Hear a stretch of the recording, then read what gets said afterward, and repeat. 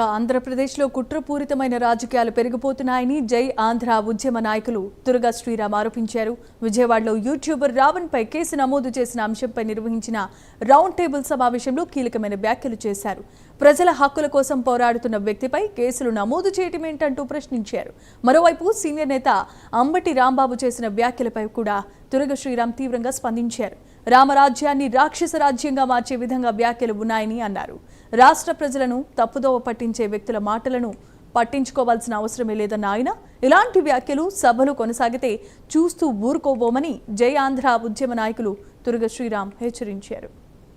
రాష్ట్రంలో కుట్రపూరిత రాజకీయాలు జరుగుతున్నట్టు చాలా స్పష్టంగా కనిపిస్తోంది. ఎందుకంటే నిన్న విజయవాడలో ఒక రౌండ్ టేబుల్ సమావేశం నిర్వహించారు.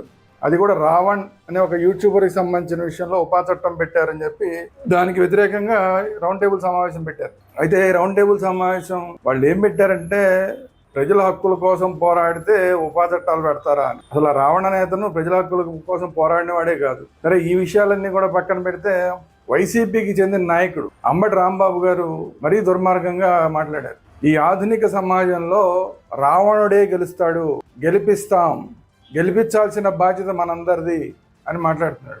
అంటే రావణాసురుడిని గెలిపించాల్సిన బాధ్యత మనందరి మీద ఉందని వైసీపీ నాయకుడు అంబటి రాంబాబు చెప్పాడంటే ఇది వైసీపీ పార్టీ చెప్పినట్టు లెక్క. అంటే వైసీపీ పార్టీ ఏం చెప్తుంది? రావణాసురుడు ఏం చేశాడు? సీతాదేవిని చెరబట్టాడు. అంటే ఈ వైసీపీ వాళ్ళు అంబటి రాంబాబు ఏం చెప్తున్నారు? ఆంధ్రప్రదేశ్ రాష్ట్రంలో ఆడవాళ్ళని చెరబట్టే వాళ్ళందరినీ కూడా మేము సపోర్ట్ చేస్తాం, వాళ్ళందరినీ కూడా గెలిపిస్తాం. అంటే ఇలాంటి చెరబట్టే వాళ్ళందరినీ కూడా రేపు ఎమ్మెల్యేలుగా నిలబెడతామని చెప్తున్నారా? గెలిపించాల్సిన బాధ్యత కూడా మనందరిని చెప్తున్నారా? గెలిపించాల్సిన బాధ్యత మనందరినీ అని చెప్తున్నారంటే,